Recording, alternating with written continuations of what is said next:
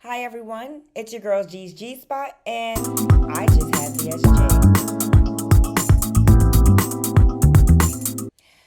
So let me tell you about my experience.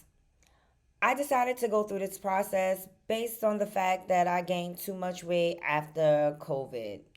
I had a lot of loss and dealt with a deep sense of depression. Due to that, I gained so much weight, I no longer felt like myself. And I noticed that I was unable to get into my clothes. I tried working out again, but now that I'm older, yeah, I'm 40. At any rate, now that I'm older, it's difficult to work out because I have all of this weight on me and my joints are screaming, Arthur! Arthur, sit down, Arthur. You're doing too much. That's what's been happening to me. With that being said, I gave up and decided, hey, I'm going to take an alternative route. It's not going to be an easy one, and it damn sure is. It's definitely going to be challenging. So, are you ready for the ride, sis? I'm ready. The process was seeing a therapist, a cardiologist, a gastrologist. I don't even know if I'm saying that right, but nonetheless, I'm not really a word person. But hey, yes, and to go see a stomach doctor, as well as finding a bariatric doctor that is underneath my health insurance coverage, and as well as getting a clearance letter from my doctor. That all took a process and took some time.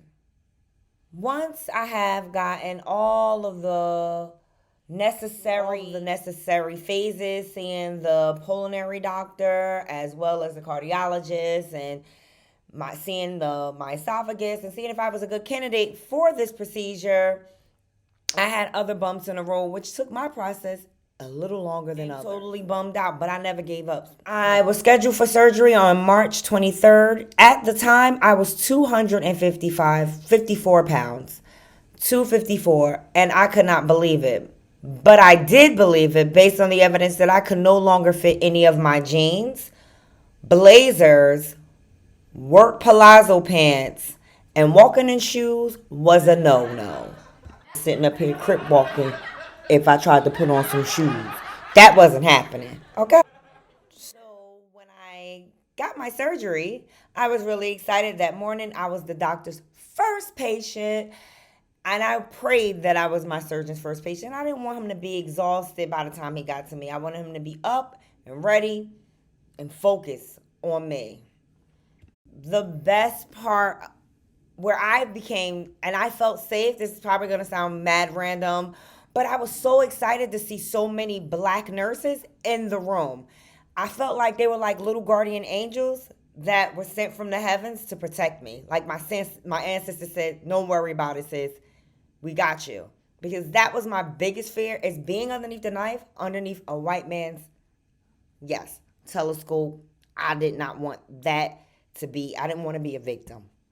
Even though I went to this surgeon, he had great reviews, but my natural nerves as a black person, that was one of the things that I still thought about in the back of my mind. So it was happy to see that I had not one, but four sisters in there over me. But once I got out of that daggone surgery room, it felt like a Mac bus hit me. My body wanted to pee so bad, but I couldn't pee. I had gas all in me and did not know where the escape routes were. I'm like, north or south, bro. Pick us escape, but you gotta get up out of me. At any rate, I calmed down. I digress. With that being said, they pump your body up with CO2, and that's to see your stomach clearly while they insert these incisions, right? I have about 5 incisions all around my belly.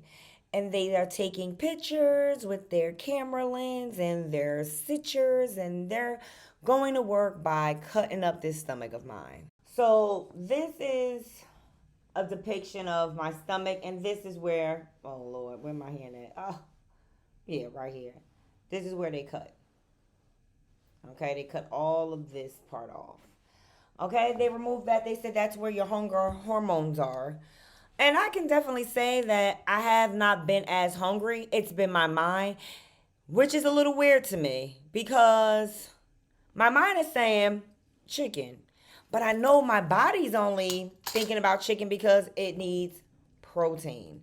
So I have to make protein shakes, and only up to 6 ounces I'm able to eat. But in the beginning, honey, in that hospital, no one cared about no daggone protein shakes, let alone sipping on water, because you have to sip on little cups like this before your discharge. Why your girl was in a hospital from March 23rd to March 26th, which was that Saturday. Yeah, my release date was technically supposed to be the 5th because I have high blood pressure, and my blood pressure rose so high because every time they were trying to ease some of the pain by giving me morphine, morphine just got me really, really sick, and I was throwing up so hard that my body started to convulse, and nothing came up but blood. So it made them wary, and they need to check to make sure that my stomach, my new stomach, was okay. And I did not rip any of the sutures. And I was nervous about that because I didn't want any stomach acid spilling out, and I didn't want to have another surgery. The first one was enough. So I get released on Saturday. I didn't weigh myself. I just came home and relaxed. Um, Chill with family. My aunt bought me some 0 calorie Gatorade because all you can have, you're on a no sugar diet. Just put it like that. You can have tea, no sugar. You can use some of the, what is it called? The sugar substitute packages. Just have some of these. I have Gatorade, 0 sugar. The whole bottle is like 5 calories. I'm just like amazed about that. I can have 0 sugar Jello. I cannot have the pudding right now because I'm only on in the first stage, which is the liquid stage. I can have broth soup. So my aunts also came and bought me some broth. So it was really good because they seasoned it, and I need all that good stuff. So that stuff really worked. And I just wanted to relax and get myself out of the hospital mentality and back to home. So I relaxed that Saturday evening, and I decided that I will start to move about on Tuesday. Just give myself some time. No need to rush because guess what? I'm alive, and I'm still able to swallow, and I'm starting to swallow things better, such as this water. However, I decided to weigh myself today, and as I said, my starting point was 254. And today, I went to see my physician because I was requesting her to change my high blood pressure pills. She's also informed me while I was there that hopefully she can not just change, but actually say that I no longer need them. Um,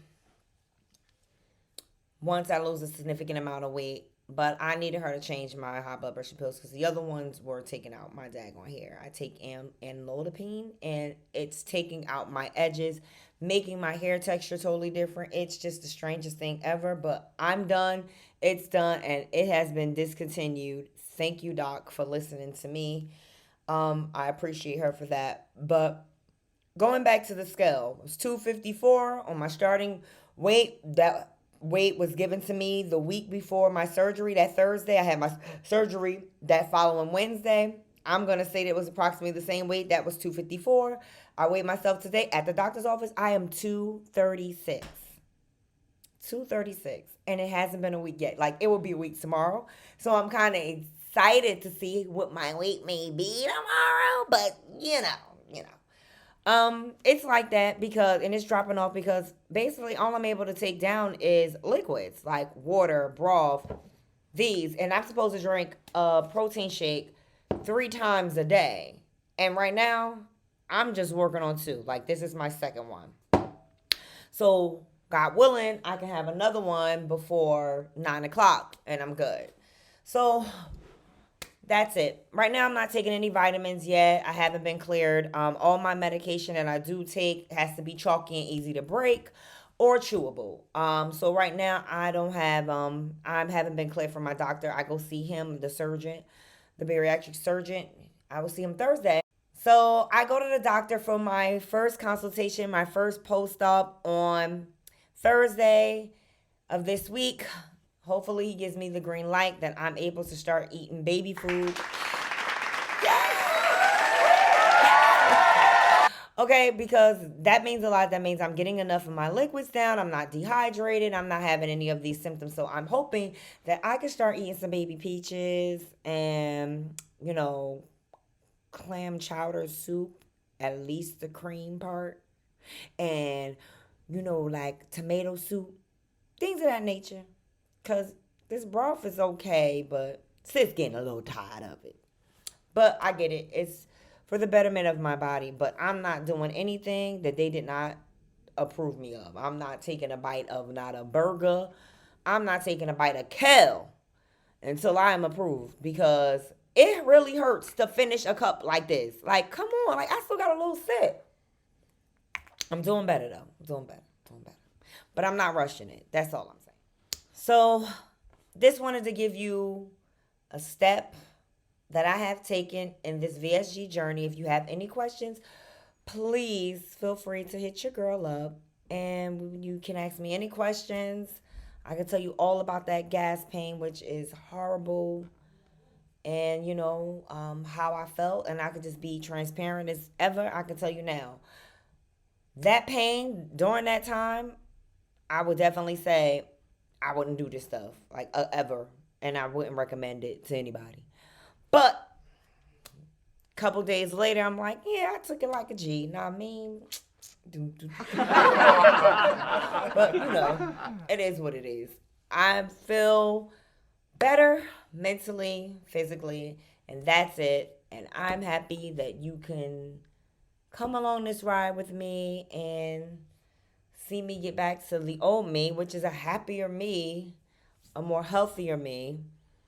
And if you have any questions and wondering what you should do during your journey, you can ask me. Mine being a guide in that aspect. But as always, peace, love, and shea butter. It's your girl's G's G Spot, and I got VSG. See you later.